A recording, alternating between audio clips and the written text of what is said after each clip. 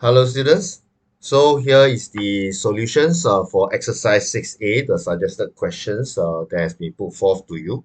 So let's begin. The first question over here, question 3D, we are supposed to simplify this, right? So one way to do it is to examine the numerator and the denominator of the expression, the algebraic fraction that's given to us, and realize that we can actually perform factorization on that because when they are in the expanded form like this, there's nothing much we can do, right? We cannot actually simplify it by removing certain terms from the numerator and denominator.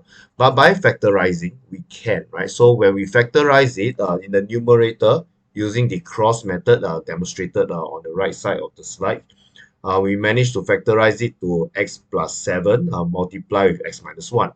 In the denominator is extracting common factor, which is x, and we get x minus 1. So when we look at this, we realize that, both the numerator and denominator has the expression x minus 1, right? So if we divide the numerator by x minus 1 and divide the denominator by x minus 1, so that the value of the expression remains the same, is still equivalent, we get the simplified form of x plus 7 over x. So this is the same principle that we will actually look at for many of the questions when it comes to simplifying algebraic fractions, that we need to find some way where there's a common factor in the numerator and denominator, and we can eliminate them by dividing the numerator and then the denominator with the same factor. So this is actually the basic idea of this particular chapter, right? So here we have another example. We have this time round something quite complicated in both the numerator and the denominator. But the idea, once again, is to really find the something common, so that we can simplify it, right? So what I would recommend doing is to actually break them out into parts, okay? So we have the numbers 8 over 96, and the term A, we have A over A square, n cubed over n, and then after that we have the bracket portion, b plus c over, now c plus b, b plus c, they are equivalent, so we can write it as b plus c squared. So from here, what we can do is look at them section by section. So we have 8 over 96. 8 over 96 give us 1 over 12. That means our answers, we have a 1 in the numerator and 12 in the denominator. Now 1 in the numerator, 1 times n squared, as you can see here, is not necessary to write it down in this case. Then we look at the a's, right? So we have a above on top in the numerator and a squared at the denominator. So that will give us 1 over a as well when we divide both the numerator and denominator with a.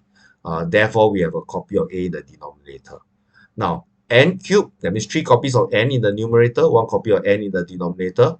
That gives us n squared, right? So n squared is in the numerator, nice, right? And finally, the entire bracket here, so okay, and the entire bracket in the denominator squared. So that means we have a copy of b plus c in the denominator. So this is what we can obtain.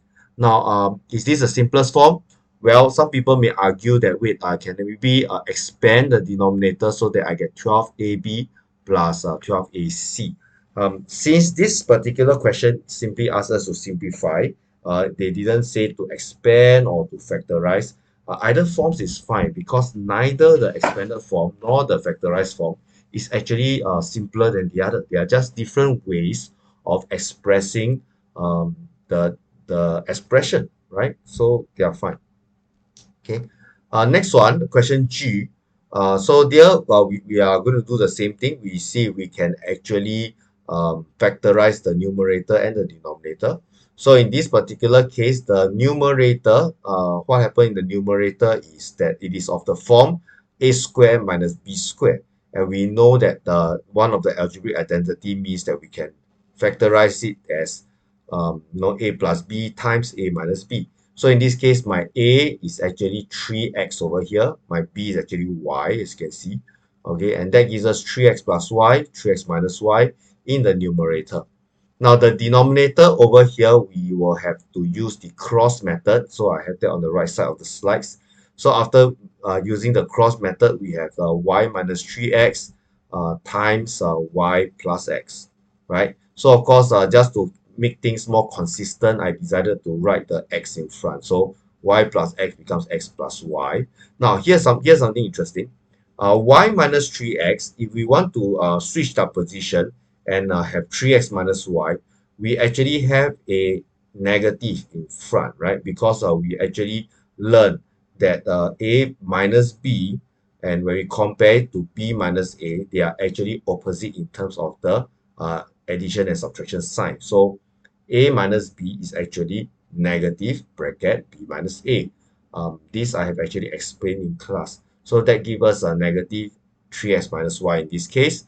And then when we compare them, we see that there's a 3x minus y in the numerator, 3x minus y in the denominator. So we can actually eliminate those. And the result will be 3x plus y over x plus y. And that's actually a negative in front because this negative represent negative 1. So it doesn't matter in this case whether to put it outside the fraction in numerator or denominator. They are all equivalent because as we know, negative 1 over 1 is equivalent to 1 over negative 1, which is equivalent to negative 1. So either form is actually acceptable in this case, right? Some students may want to actually bring the negative in. So you have a negative 3x minus y over x plus y. That will be fine as well. Check with me in class if you're not sure. Okay. Question 6K. So over here, okay, what we have is a division. So this is just an example to remind us that when we see a division of a fraction, we can actually convert it to the multiplication of its reciprocal. They are equivalent, right? So here we go. On the first term on the left, a squared minus 4b squared. This is actually the same as a squared minus 2b in bracket squared. Of course, we know that this thing can be factorized later using the algebraic identity. So on the right side, of course, when we change the division to multiplication, we bring the numerator to the denominator and the denominator to the numerator. Now, from here, we can also try to factorize. So we can see that the numerator is ab, so I'm going to leave it alone in the numerator. In the denominator, a squared plus 2ab, I can actually extract out the common factor a. That gives us a plus 2ab. And we also already mentioned the a squared minus 2b in bracket squared. We already mentioned that we can use algebraic identity. So we have a plus 2b times a minus 2b, and that is our result here in the third line of the solution. So from here, we can see that the denominator, there's a plus 2b. So a plus 2b and a plus 2b in both numerator and denominator, they are eliminated. And then there's a a in the numerator as well as a in the denominator. Those are eliminated as well. So we realize that everything in the denominator is eliminated. So it's divided by 1 in this case. So there's no longer a fraction. In the numerator, we have a minus 2b multiplied with b. So this is what we get. We can expand it if you want that kind of clarity, right? So we have ab minus 2b squared. Question 7, right? Question 7 looks complicated at first glance, but we are going to employ all the strategies that we have learned, especially about the algebraic identities. So what we can do is over here we have x squared plus y squared minus z squared. We can't really see a pattern over here, but we are actually allowed to do some rearranging, right? So what I see is I saw a x squared, I see a y squared, I see a 2xy. That reminds me of one of the algebraic identity. So I can rearrange them in this manner. So I have x squared plus 2xy plus y squared, and then the negative z squared, let's put it at the side for now.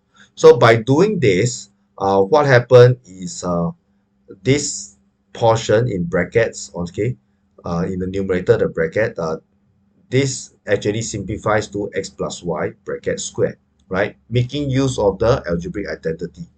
And from here, we have a situation of a squared minus b squared. So that gives us a plus b, a minus b. So it simplifies to x plus y plus z times x plus y minus z. So that is the numerator. Let's take a look at the denominator. Denominator, going to make use of the same principle, but in this case, we find that there's a negative y squared, negative z squared, negative 2xy.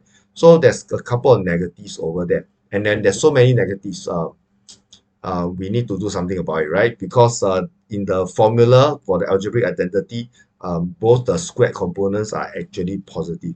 So I can work this to my advantage. I go x squared, leave this alone, and I'm going to extract out -1 from the other three terms, right? So I have a negative, and then what remains become y squared plus 2yz plus z squared, right? Because what we did here in the denominator is to extract out the -1. Okay, so from here, using the identity y squared plus 2yz plus z squared gives us y plus z bracket squared. And once again, the denominator is of the form a squared minus b squared. So I factorize it accordingly. So we have x plus y plus z. Then we have x minus y minus z. So we have our numerator and the denominator set out. And now we just need to do a quick comparison. We realize x plus y plus z is in both numerator and denominator. They can be eliminated, resulting in the final solution x plus y minus z over x minus y minus z, right? And that is the final question that I asked you to try for this assignment. Hope you are quite successful and understood the lesson. If not, please find opportunity to speak to me with your the errors that you have made, and we will learn from them. All right. Have a nice day.